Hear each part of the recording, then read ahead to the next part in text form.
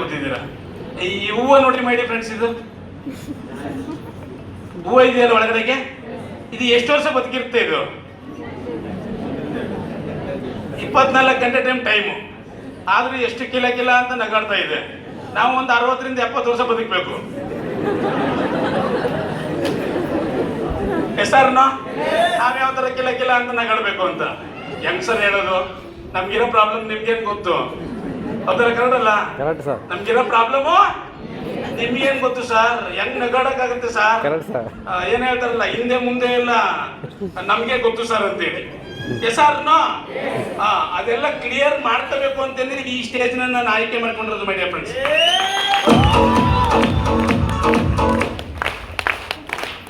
ನನ್ನ ಹೆಸರು ಪರಿಚಯ ಮಾಡಿಕೊಟ್ರು. ನನ್ನ ಹೆಸರು ಮಹೇಶ್ ಅಂತೇಳಿ. ಮೂಲತಃ ಒಂದು ಚಾಮರಾಜನಗರ ಡಿಸ್ಟಿಕ್ ಗುಂಡ್ಲುಪೇಟೆ ತಾಲೂಕು ಅಂತ ಹೇಳ್ಬೋದು. ಅದನ್ನ ಇನ್ನೊಂದು ಹೆಸರು ಹುಲಿಗಳ ನಾಡು ಅಂತ ಕರೀತಾರೆ. ಹುಲಿಗಳ ನಾಡು ಅಂತೇಳಿ. ನಾವು ನಾಯಿನರಿ ಸಾಕಿಲ್ಲ, ಹುಲಿಗಳು ಸಾಕಿದೀವಿ. ಹೆಸರ್ನ ಹುಲಿಗಳ ನಾಡು ಅಂತ ಹೇಳ್ಬೋದು ಗುಂಡ್ಲುಪೇಟೆನ. ಹುಟ್ಟಿರೋದೆಲ್ಲ ಅಲ್ಲೇನೆ, ಓದಿರೋದು ಗುಂಡ್ಲುಪೇಟೆ ತಾಲೂಕಲ್ಲಿ. ಗುಂಡ್ಲುಪೇಟೆ ಅನ್ನೋಂಥ ಒಂದು ತಾಲೂಕಿದೆ, ಅಲ್ಲಿ ಹುಟ್ಟಿರೋದು ಒಂದು ಸಣ್ಣ ಹಳ್ಳಿ. ನನ್ನ ಕೆಲಸ ಮಾಡಕ್ಕೆ ಅಂತ ಬಂದದ್ದು ಬೆಂಗಳೂರಿಗೆ. ನನಗೆ ಬದುಕು ಕಟ್ಕೊಂಡಿರೋದು ಮೈಲಕ್ಷಲ್ಲಿ ಮೈ ಡಿಯರ್ ಫ್ರೆಂಡ್ಸ್.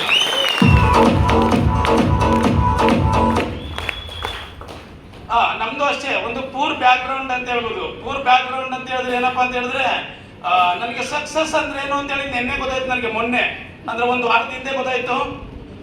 ನಾನು ಏನ್ ಕೆಲಸ ಮಾಡ್ತೀನಿ ಅಂತೇಳಿ ನಮ್ಮೂರಲ್ಲಿ ಯಾರಿಗೂ ಗೊತ್ತಿರ್ಲಿಲ್ಲ. ಹಲೋ, ನಾನು ಏನ್ ಕೆಲಸ ಮಾಡ್ತೀನಿ ಅಂತೇಳಿ ಯಾರಿಗೂ ಗೊತ್ತಿರ್ಲಿಲ್ಲ.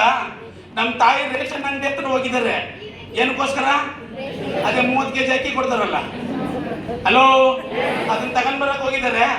ಅಲ್ಲಿ ಚೆಕ್ ಮಾಡ್ಬಿಟ್ಟು ಅಲ್ಲಿ ರೇಷನ್ ಕೊಡೋರು ಹೇಳಿದ್ದಾರೆ, ಕಾಮಾಕ್ಷಮ್ಮ ಅಂತೇಳಿ ನಮ್ಮ ತಾಯಿ ಹೆಸರು. ಕಾಮಾಕ್ಷಮ್ಮ ನಿನ್ಗೆ ನಾಳೆಯಿಂದ ಅಕ್ಕಿ ಕೊಡಲ್ಲ ಅಂತ ಹೇಳಿದ್ರು. ಯಾಕೆ ಕೊಡಲ್ಲ ಅಂತೇಳಿ ನಮ್ಮ ತಾಯಿಗೆ ಗಾಬರಿ. ಗೊತ್ತಲ್ಲ ಗಾಬರಿ ಅಂದ್ರೆ ನಿಮ್ಗೆ?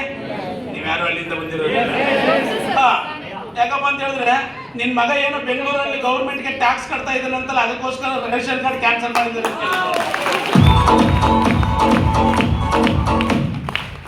ಅದೇ ಒಂದು ಟೈಮಲ್ಲಿ ರೇಷನ್ ಕಾರ್ಡ್ಗೆ ನನ್ನ ಹೆಸರು ಸೇರಿಸಬೇಕು ಅಂತ ಹೇಳಿ ಗುಂಡ್ಲುಪೇಟೆಗೆ 15 ದಿನ ಓಡಾಡಿದೆ. ಅದು ಕ್ಯೂ ಅಲ್ಲಿ ನಿಂತ್ಕೊಂಡು ಬಯಸ್ಕೊಂಡು ಎಲ್ಲರ ಹತ್ರ, ಯಾರ್ಯಾರ ಹತ್ರ ಬಯಸ್ಕೊಂಡಿದ್ದು ನನಗೆ ಗೊತ್ತಿಲ್ಲ. ಲಾಸ್ಟ್ಗೆ ಅದೊಂದು ಸಕ್ಸಸ್. ಲಾಸ್ಟ್ಗೆ ನನ್ನ ಹೆಸರು ಸೇರಿಸಿದ್ರಲ್ಲ ರೇಷನ್ ಕಾರ್ಡ್ಗೆ. ಇವತ್ತು ನನಗೆ ಗೊತ್ತಿಲ್ಲ, ನಂಗೆ ಕಿತ್ತಾಕ್ಬಿಟ್ಟಿದ್ದಾರೆ ರೇಷನ್ ಕಾರ್ಡ್. ಹಲೋ, ಸಕ್ಸಸ್ ಅಂದ್ರೆ ಅಷ್ಟೇನೆ. ಸಕ್ಸಸ್ ಅಂದ್ರೆ ಅಷ್ಟೇನೆ. ನಮ್ಮ ತಾಯಿ ಹೇಳಿದ್ರು ಏನಂತಂದ್ರೆ, ನಾಳೆಯಿಂದ ಅಕ್ಕಿ ಕೊಡಲ್ವಂತಲ್ಲ, ಏನ್ ಮಾಡೋದು ಅಂತ. ನಂದು ಹೊರಗಡೆ ಒಂದು ಬ್ರಿಜಾಕರ್ ನಿಂತಿದೆ 12.5 ಲಕ್ಷದ್ದು. ಬೆಂಗಳೂರಿಂದ ಬರ್ಬೇಕಾದ್ರೆ RMC ಎರಡು ಹತ್ರದಲ್ಲಿದೆ. ಬರ್ಬೇಕಾದ್ರೆ ಬುಲೆಟ್ ರೈಸ್ ತುಂಬ್ಕೊಂಡ್ ಬರ್ತೀನಿ ಬಿಡು ಅಂತ ಹೇಳಿದೆ ನಮ್ಮ ತಾಯಿಗೆ. ಮಾಡಿ ಫ್ರೆಂಡ್ಸ್, ಹೌದಲ್ಲ ಕಾಣಲ್ಲ? ನಾವೆಲ್ಲ ಮೆಜಾರಿಟಿ 85% ಪೀಪಲ್ ನಾವೆಲ್ಲ ಮಿಡಲ್ ಕ್ಲಾಸ್ ಫ್ಯಾಮಿಲಿ. ಕೂಲಿ ಮಾಡೋ ಕುಟುಂಬದಿಂದ ಬಂದವರು. ಗೌರ್ಮೆಂಟ್ ಏನ್ ಹೇಳುತ್ತೆ ಅಂದ್ರೆ, ವರ್ಷಕ್ಕೆ ಯಾರೆಲ್ಲ 2 ಕೋಟಿ ಅರ್ನ್ ಮಾಡ್ತಾರಲ್ಲ ಅವರೆಲ್ಲ ಮಿಡಲ್ ಕ್ಲಾಸ್ ಫ್ಯಾಮಿಲಿ ಅಂತ ಹೇಳುತ್ತೆ. ನೀವು ಎಷ್ಟೋ ಜನ ಅಕೌಂಟೇ ಮಾಡ್ಸಿಲ್ಲ, ಇಲ್ಲಿ ಬಂದ್ಮೇಲೆ ನಾನು ಮಾಡ್ಸಿರೋದು. ಎಷ್ಟೋ ಜನ ಪ್ಯಾನ್ ಕಾರ್ಡ್ ಅಂದ್ರೆ ಗೊತ್ತಿಲ್ಲ, ಪರ್ಮನೆಂಟ್ ಅಕೌಂಟ್ ನಂಬರ್ ಅಂದ್ರೆ ಗೊತ್ತಿಲ್ಲ, ಇಲ್ಲಿ ಬಂದ್ಮೇಲೆ ನಾವು ಮಾಡ್ಸಿರೋದು. ಹಂಗಂದ್ರೆ ಏನು ಸರ್ ಅಂತಾರೆ, ಪ್ಯಾನ್ ಅಂದ್ರೆ ಏನು ಅಂತಾರೆ, ಇಲ್ಲಿ ಬಂದ್ಮೇಲೆ ಮಾಡ್ಸಿರೋದು ಮೈ ಡಿಯರ್ ಫ್ರೆಂಡ್ಸ್. ಹೆಸರ್ನು ನಾವೆಲ್ಲ ಕೂಲಿ ಮಾಡೋ ಕುಟುಂಬದಿಂದ ಬಂದಿರೋರು. ನಾನು ಅಷ್ಟೇನೆ. ಬೆಂಗಳೂರಿಗೆ ನಾನು 2000 ಇಸ್ವಿಲಿ, ನಾನು 2002ರಲ್ಲಿ ಸೆಕೆಂಡ್ ಇಯರ್ PC ಮುಗಿಸ್ಕೊಂಡು ನಾನು ಬೆಂಗಳೂರು ಬಂದೆ ಮೈ ಡಿಯರ್ ಫ್ರೆಂಡ್ಸ್. ಅವತ್ತು ನಾನು ಬೆಂಗಳೂರಲ್ಲಿ ಇದೇ ಏರಿಯಾದಲ್ಲಿ ನಾನು 7 ವರ್ಷ ಕೆಲಸ ಮಾಡಿದ್ದೀನಿ. ಇದೇ ಏರಿಯಾದಲ್ಲೇ 7 ವರ್ಷ ಕೆಲಸ ಮಾಡಿದ್ದೀನಿ ಮೈ ಡಿಯರ್ ಫ್ರೆಂಡ್ಸ್. ನಾನು ಅಷ್ಟೇನೆ. ಬೆಂಗಳೂರಿಗೆ ಬಂದ ತಕ್ಷಣ ನನ್ನ ಸಾಯಂಕಾಲ 6 ಗಂಟೆ ಕರ್ಕೊಂಡು ಬಂದ್ರು. ನನ್ನ ಮೆಜೆಸ್ಟಿಕ್ ಎಲ್ಲ ಏನ್ ರಾರಾಜಿಸ್ತಾ ಇತ್ತು, ಕಲರ್ಫುಲ್ ಲೈಟು. ಏನ್ ಲೈಫ್ ಹಿಂಗೆ ಇರ್ತಾನೆ ಅನ್ಕೊಂಡೆ ನಾನು. ಅವತ್ತು ಸುಮ್ಮನೆ ಏನು ನನ್ನ ಕೆಲ್ಸಕ್ಕೆ ಹೋಗೋದು ಅಂತ ಹೇಳ್ಬಿಟ್ಟು ಅವತ್ತು ಒಂದು ಫಿಲಮ್ಗೆ ಹೋಗಿದ್ದೆ. ಯಾವ್ದಪ್ಪ ಅಂದ್ರೆ ಪಾಪಿಗಳ ಲೋಕದಲ್ಲಿ. ಆ ಪಾಪಿಗಳ ಲೋಕದಲ್ಲಿ ಫಿಲಮ್ ನೋಡ್ಕೊಂಡು ನನ್ನ ಕೆಲಸ ಸ್ಟಾರ್ಟ್ ಮಾಡಿದ್ ನಾನು. ಸುಮಾರು ಒಂದು 15 ವರ್ಷ ನಾನು ಯಾವ ತರ ಕೆಲಸ ಮಾಡಿದ್ದೀನಪ್ಪ ಅಂತ ಹೇಳಿದ್ರೆ, ಡಾಂಕಿ ತರ ಕೆಲಸ ಮಾಡಿದ್ದೀನಿ. ಕತ್ತೆ ಅಂದ್ರೆ ಬೇಜಾರಾಗುತ್ತೆ ಅದಕ್ಕೆ. ಹಲೋ, ಕೆಲಸ ಮಾಡಿದ್ದೀನಿ. ಹೋಟೆಲ್ ಡಿಪಾರ್ಟ್ಮೆಂಟ್, ಬಂಕು, ಬ್ಯಾಂಕು, ನಾನು RTOದಲ್ಲಿ ಕೆಲಸ ಮಾಡ್ತಾ ಇದ್ದೆ. ಸುಮಾರು 16 ವರ್ಷ, 2016 ತನಕನು ಎಲ್ಲ ಕಡೆನೂ ಕೆಲಸ ಮಾಡಿದ್ದೀನಿ. ಕೆಲಸ ಮಾಡಿ ಸಕ್ಸಸ್ಫುಲಿ 6 ಲಕ್ಷ ಸಾಲ. ಸಕ್ಸಸ್ಫುಲ್ಲಿ ನನ್ಗೊಂದ್ಸಲ ಅನಿಸ್ತಾ ಇತ್ತು, ಬೆಂಗಳೂರಿಗೆ ನಾನು ಬಂದಿರೋದು 4 ಲಕ್ಷ ಸಾಲ ಮಾಡ್ಕೊಳಕ್ಕೆ ಇಲ್ಲ ಅಂದ್ರೆ 4,000 ರೂಪಾಯಿ ಸಂಪಾದನೆ ಮಾಡಕ್ಕಂತ ನನ್ನ ಮನಸ್ಸು ಅನ್ಕೊಂತ ಇತ್ತು. ವಿಧಿ ಇಲ್ಲ, ಕೆಲಸ ಮಾಡಬೇಕು. ವಿಧಿ ಇಲ್ಲ ಕೆಲಸ ಮಾಡ್ಬೇಕು ಅಂತ ಒಂದು ಸಂದರ್ಭದಲ್ಲಿ 2016ರಲ್ಲಿ ನನ್ನ ಪಾಲಿಗೆ ಬೆಳಗಾಗಿ ಬಂದಂತ ಗ್ರೇಟ್ ಪರ್ಸನಾಲಿಟಿ ಅಂತ ಹೇಳ್ಬೋದು, ನನ್ನ ಕ್ಲಾಸ್ಮೇಟ್ ಅಂತ ಹೇಳ್ಬೋದು. ಇದೇ ಇಂಡಸ್ಟ್ರಿ ಒಳಗಡೆ ಅವರು ಬ್ರಾಂಡ್ ನ್ಯೂ ITC ಆಗಿದ್ದಾರೆ. ITC ಅಂದ್ರೆ ಹೊಸಬ್ರು ಗೊತ್ತಿಲ್ಲ, ಇಂಟರ್ನ್ಯಾಷನಲ್ ಟೀಮ್ ಕೋಆರ್ಡಿನೇಟರ್ ಅಂತ ಹೇಳಿ, ಹಂಗಂದ್ರೂ ಗೊತ್ತಿಲ್ಲ. ಏನಂದ್ರೆ 1,30,00,000 ಅರ್ನಿಂಗ್ಸ್ ಮಾಡಿರ್ತಾರೆ ಅಷ್ಟೇ. ಅಂತ ಮಹಾನ್ ವ್ಯಕ್ತಿ ಹೆಸರು ನಾನು ಇವತ್ತು ಹೇಳಲೇಬೇಕು. ಇವತ್ತು ಆ ವ್ಯಕ್ತಿ ಇಲ್ಲ ಅಂದ್ರೆ ನಾನು ಈ ಸ್ಟೇಜಲ್ಲಿ ಇಲ್ಲ ಅಂತ ಹೇಳ್ಬೋದು. ಮಿಸ್ಟರ್ ಮಾದೇವಸ್ವಾಮಿ ಸರ್ಗೆ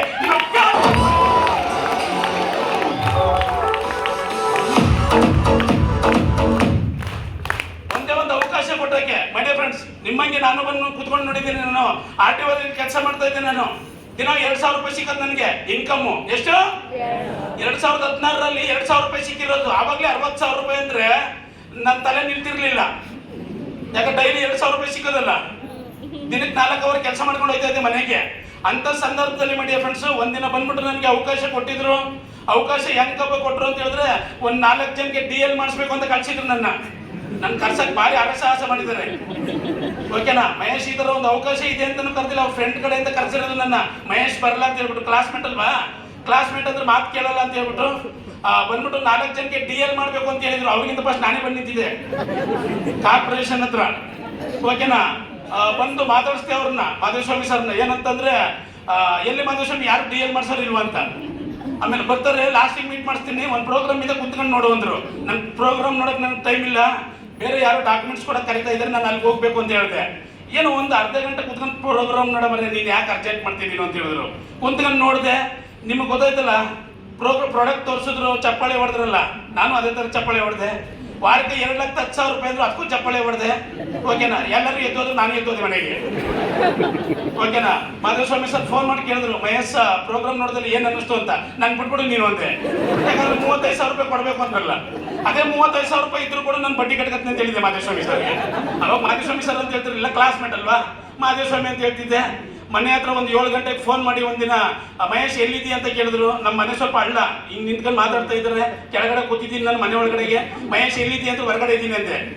ನಮ್ಮ ಮಿಸಸ್ ಹೇಳಿದ್ರು, ಸ್ಲಿಪ್ಪರಲ್ಲಿ ಬಿಟ್ಟಿದ್ದೀರ, ಮೇಲ್ಗಡೆ ಯಾರೋ ಫೋನ್ ಮಾಡಿ ಕರೀತಾವ್ರೆ, ದಡ್ರ ಥರ ಮಾತಾಡ್ತಾರೆ, ಯಾರು ಮೇಲ್ಗಡೆ ಕಾಲ್ ಮಾಡ್ತಾರೆ.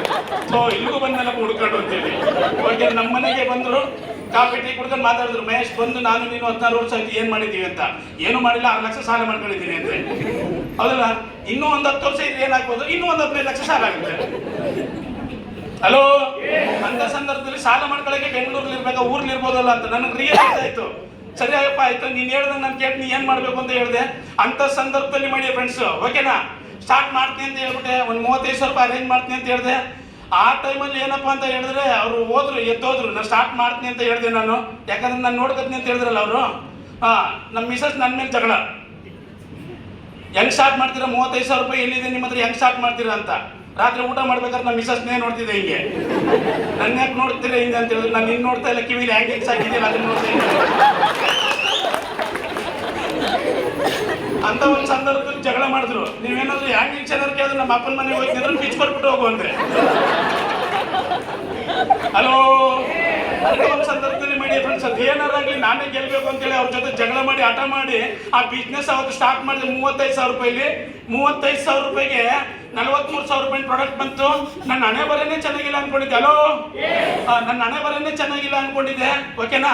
ಒಂದಿಬ್ಬರಿಗೆ ಅವಕಾಶ ಕೊಡೋ ಮುಖಾಂತರ, ಆರ್ಗನೈಸೇಷನ್ 1 ಅಲ್ಲಿ ಒಬ್ರು, ಆರ್ಗನೈಸೇಷನ್ 2 ಅಲ್ಲಿ ಒಬ್ರು ಅವಕಾಶ ಕೊಡೋ ಮುಖಾಂತರ ಅವ್ರ ಹಣೆ ಬರನ್ನು ಚೇಂಜ್ ಮಾಡಿ ನನ್ನ ಹಣೆ ಬರನ್ನು ಚೇಂಜ್ ಮಾಡ್ಬಿಟ್ರು ನೋಡಿ. ಯಾಕಂದ್ರೆ ನಾವೆಲ್ಲ ಮಿಡಲ್ ಕ್ಲಾಸ್ ಫ್ಯಾಮಿಲಿಗಳು, ನಮ್ಗೆ ಅವಕಾಶ ಯಾಕೆ ಕೊಡ್ತಾರ್ರಿ? ಮನೆ ಮುಂದೆ ಯಾರು ಬೈಕ್ ತಗೊಂಡು ಹೋದ್ರೆ ಬ್ಲೋ ಬಿಟ್ಬಿಡ್ತಾರೆ. ಹಲೋ? ಫ್ಲೋ ಬಿಟ್ಬಿಡ್ತಾರೆ. ಅಂತ ಒಂದು ಜನಗಳ ಪರಿಸ್ಥಿತಿಲಿ ನಾವು ಬೆಳಿಬೇಕು ಅಂತ ಹೇಳಿದ್ರೆ ಯಾವ್ದಾದ್ರು ಒಂದು ಅವಕಾಶ ಬೇಕು. ಇವತ್ತು ಗೂಗಲ್ ಅಲ್ಲಿ ಸರ್ಚ್ ಮಾಡಿ ನೋಡಿ, ಇವತ್ತು top 10 best direct selling company in India ಅಂತ ಚೆಕ್ ಮಾಡಿ, ಒಂದು ಕಂಪನಿ ಹೆಸರು ಫಸ್ಟ್ ಬರುತ್ತೆ, MILXL ಮಾರ್ಕೆಟ್. ಇವತ್ತು ಒಂದು ಅವಕಾಶ ಏನಪ್ಪ ಅಂತ ಹೇಳಿದ್ರೆ, ಒಂದು ಅವಕಾಶ ಒಳಗಡೆ ಬಂದೆ ಮಾಡಿ ಫ್ರೆಂಡ್ಸ್. ತಿಂಗಳಿಗೆ ಏನಿಲ್ಲ ಅಂದ್ರೂ 1 ಲಕ್ಷ ಇನ್ಕಮ್ ಇದೆ ಇವಾಗ. ತಿಂಗಳಿಗೆ ಏನಿಲ್ಲ ಅಂದ್ರೂ, ಓಕೆನಾ? ಇದೇ ಜಾಗದಲ್ಲಿ ಮಾಡಿ ಫ್ರೆಂಡ್ಸ್, ಇಲ್ಲೇ ಒಳಗಡೆ. ಯಾಕಂದ್ರೆ ನಮಗೆ ಸಿಕ್ಕಿರೋದು ನಮ್ಮ ಪುಣ್ಯ ಇದು. ಎಷ್ಟೋ ಜನ ಹೇಳ್ತಾರೆ ಇದು ಜನಸೇರಿಸ ಬಿಸ್ನೆಸ್ ಸರ್, ನಾನು 1982ರಲ್ಲಿ ನೋಡಿದ್ದೆ ನಾನು ಅಂತ. ಇದು ಜನಸೇರಿಸ ಬಿಸ್ನೆಸ್ ಅಲ್ಲ, ಜನಗಳಿಗೆ ಅವಕಾಶ ಕೊಡುವಂತ ಬಿಸ್ನೆಸ್. ಆ ಅರ್ಥ ಮಾಡ್ಕೊಂಡು ನಿಂತ್ಕೊಂಡೆ. ನಾನು ಕಂಪ್ನಿ ಡಾಕ್ಯುಮೆಂಟ್ಸ್ ಎಲ್ಲಾನು ಅರ್ಥ ಮಾಡ್ಕೊಂಡು ನಿಂತ್ಕೊಂಡೆ. ಯಾವ ಕಂಪ್ನಿಗೆ ಫಿಕಿ ಸರ್ಟಿಫಿಕೇಟ್ ಇದೆ, ಯಾವ ಕಂಪ್ನಿಗೆ FDSA ಸರ್ಟಿಫಿಕೇಟ್ ಇದೆ, ಅದು ಜಿನಿಯನ್ ಕಂಪ್ನಿ, ಅದು 100 ವರ್ಷ ಆದ್ರೂ ಒಳಗಾಡದೇ ಇರೋಂಥ ಕಂಪ್ನಿ ಅಂತ ಅದ್ರ ಬಗ್ಗೆ ಅರ್ಥ ಮಾಡ್ಕೊಂಡೆ. ಸೀರಿಯಸ್ ಆಗಿ ನಿಂತ್ಕೊಂಡೆ ಒಳಗಡೆಗೆ. ಪ್ರಾಡಕ್ಟ್ಗಳು ಹೆಂಗಿದಾವೆ ಮಾಡಿ ಫ್ರೆಂಡ್ಸ್, ಪ್ರಾಡಕ್ಟ್ಗಳಂತೂ ಜಿನಿಯನ್ ಪ್ರಾಡಕ್ಟ್ ಅಂತ ಹೇಳ್ಬೋದು. ಹೊರಗಡೆ ಪ್ರಾಡಕ್ಟ್ಗಳೆಲ್ಲ ಆಯುರ್ವೇದ ಹೆಸರಲ್ಲಿ ಪ್ರಾಡಕ್ಟ್ಗಳನ್ನ ಸೇಲ್ ಮಾಡ್ತಾ ಇದ್ದಾರೆ. ಶ್ರೀ ಪತಂಜಲಿ, ಬೈದ್ಯನಾಥ್ ಎಲ್ಲರೂ. ಒಂದೇ ಒಂದು ಕಂಪನಿ ಇಂಡಿಯಾದಲ್ಲಿ ಏನಾದರೂ ಆಯುಷ್ ಹೆಸರಲ್ಲಿ ಪ್ರಾಡಕ್ಟ್ಗಳನ್ನ ಸೇಲ್ ಮಾಡ್ತಾ ಇದೆ ಅಂದ್ರೆ ದಟ್ ಈಸ್ ಒನ್ ಅಂಡ್ ಆ ಕಂಪನಿ ಕೈಗೆ ಎತ್ಕೊಂಡು ಇವತ್ತು ಓಕೆ ನಾನು ಒಳ್ಳೆ ಇನ್ಕಮ್ ಪ್ಲಾನ್ ಮಾಡ್ತಾ ಇದ್ದೀನಿ. ನಾನು ಒಬ್ಬನೇ ಬೆಳೀತಾ ಇಲ್ಲ, ನನ್ನ ಟೀಮಲ್ಲಿ ಸುಮಾರು ಒಂದು 8ರಿಂದ 10 ಕಾರ್ ಕೊಡ್ಸಿದ್ದೀನಿ ಟೀಮಲ್ಲಿ. ಕಂಪನಿ ಚೆನ್ನಾಗಿದೆ, ಸಿಸ್ಟಮ್ ಚೆನ್ನಾಗಿದೆ, ಪ್ಲಾನ್ ಚೆನ್ನಾಗಿದೆ, ಪ್ರಾಡಕ್ಟ್ ಚೆನ್ನಾಗಿದೆ. ಯೋಚನೆ ಮಾಡಕ್ ಹೋಗ್ಬಿಡಿ. ಅಲೋ, ನೀವು ಯೋಚನೆ ಮಾಡಕ್ ಹೋದ್ರೆ ನಿಮ್ ಹಿಂದೆ ನಿಂತಿದೆ AI. ಹಲೋ, ಗುಮ್ಮ ಇಲ್ಲ ಇವಾಗ, AI ನಿಂತಿದೆ ಹಿಂದ್ಗಡೆ. ಭಯ ಪಡೋ ಅವಶ್ಯಕತೆ ಇಲ್ಲ, ಗುಮ್ಮ ಇಲ್ಲ ಇವಾಗ, AI ನಿಂತಿದೆ. ಆರ್ಟಿಫಿಷಿಯಲ್ ಇಂಟೆಲಿಜೆನ್ಸ್ ನಾವು ಬೇಡ ಅಂದ್ರೆ ಅದು ಬಂದು ನಿಂತ್ಕತ್ತೆ ನಮ್ಮ ಜಾಗದಲ್ಲಿ. ಹೆಸರು ಒಳ್ಳೆ ಕಂಪನಿ ಸಿಕ್ಕಿದೆ. ಹೌದು ಸರ್, ಹೌದಲ್ಲ, ಒಳ್ಳೆ ಕಂಪ್ನಿ ಸಿಕ್ಕಿದೆ, ಸಿಸ್ಟಮ್ ಚೆನ್ನಾಗಿದೆ ಮೇಡಿ ಫ್ರೆಂಡ್ಸ್. ಹೆಸರ್ನು ಅದ್ರ ಜೊತೆಗೆ ಏನಪ್ಪ ಅಂತ ಹೇಳಿದ್ರೆ ಹೆಚ್ಚೆಚ್ಚಿಗೂ ಸಪೋರ್ಟಿಂಗ್ ಮಾಡ್ತಾ ಇರ್ತಕ್ಕಂಥ ಗ್ರೇಟೆಸ್ಟ್ ಪರ್ಸನಾಲಿಟಿಗಳು ಅಂತ ಹೇಳ್ಬೋದು. ನಿಜವಾಗ್ಲೂ ಕರ್ನಾಟಕದಲ್ಲಿ ರೆವಲ್ಯೂಷನ್ ಕ್ರಿಯೇಟ್ ಮಾಡ್ತಾ ಇರ್ತಕ್ಕಂಥ ಪರ್ಸನಾಲಿಟಿಗಳು, ಲೆಜೆಂಡರಿ ಪರ್ಸನಾಲಿಟಿಗಳು. ಅವ್ರು ಇಲ್ಲ ಅಂದ್ರೆ ನಾವಿಲ್ಲ ಇವತ್ತು. ಹೆಸರ್ನು ಹೇಳ್ಬಿಡ್ತೀನಿ ಯಾವ್ದಲ್ಲ ಕನ್ನಡಲ್ಲ, ಲೆಜೆಂಡರಿ ಪರ್ಸನಾಲಿಟಿಗಳು ಅಂತ ಹೇಳ್ಬೋದು. ಯಾಕಂದ್ರೆ ಸತ್ಯವೇದಿ ಫಿಲಮ್ ಅಲ್ಲಿ ಡಾಕ್ಟರ್ ರಾಜ್ಕುಮಾರ್ ಅವರು ಆಕ್ಟಿಂಗ್ ಮಾಡಿದ್ದಾರೆ. ಅದಕ್ಕೆ ಡೈರೆಕ್ಟರ್ ಯಾರು? ಎಸ್ ನಾರಾಯಣ್. ಎಸ್ಆರ್ನೋ ಆದ್ರೂ 1 ವರ್ಷ ಓಡ್ತಲ್ಲ ಫಿಲಮು. ಯಾಕಂದ್ರೆ ಕಂಪನಿ ಇವತ್ತು ದಂತಕತೆ ದೈತ್ಯ ಕಂಪನಿ. ಅದ್ರಲ್ಲಿ ನಮ್ಗೆ ಹಿಂದ್ಗಡೆ ಸಪೋರ್ಟ್ ಮಾಡ್ತಾ ಇರ್ತಕ್ಕಂಥ ಲೀಡರ್ಗಳು ಅಂತ ಹೇಳ್ಬೋದು. ಬಸವರಾಜ್ ಸರ್ ಇದ್ದಾರೆ, ಶಾರ್ಟ್ಲಿ WTCH ಅವರು ಅಂತ ಹೇಳ್ಬೋದು. YV ರವೀಂದ್ರ ಸರ್ ಇದ್ದಾರೆ, ರಾಜು ಜಗಂಶೆಟ್ಟಿ ಸರ್ ಅಂತ ಇದ್ದಾರೆ. ಈ ಟಾಪ್ ಲೀಡರ್ಗಳು ಏನೆಲ್ಲ ಕೂತಿದಾರಲ್ಲ ಮುಂದ್ಗಡೆ, ಇವ್ರುಗಳ ಮಾತಿನಲ್ಲಿ ಕೇಳಿದಾಗ ಇವತ್ತು ಈ ಸ್ಟೇಜಲ್ಲಿ ನಿಂತಿದ್ದೀನಿ ಮಾಡಬೇಕು. ನಾನು ಮಿಸ್ ಮಾಡಬೇಡಿ, ಮಿಸ್ಅಂಡರ್ಸ್ಟ್ಯಾಂಡಿಂಗ್ ಮಾಡ್ಕೋಬೇಡಿ. ತುಂಬಾ ಚೆನ್ನಾಗಿದೆ ಕಂಪನಿ, ತುಂಬಾ ಚೆನ್ನಾಗಿದೆ. ಹೊರಗಡೆ ಕಾರ್ ನಿಂತಿದೆ, ಒಳ್ಳೆ ಇನ್ಕಮ್ ಇದೆ. SRನೋ ತುಂಬಾ ಚೆನ್ನಾಗಿದೆ. ಒಳಗಡೆ ಎಂಟ್ರಿ ಆಗಿ ಅಂತ ನಮ್ಮ ಮಾತು ಕಂಪ್ಲೀಟ್ ಮಾಡ್ತೀನಿ. Thank you.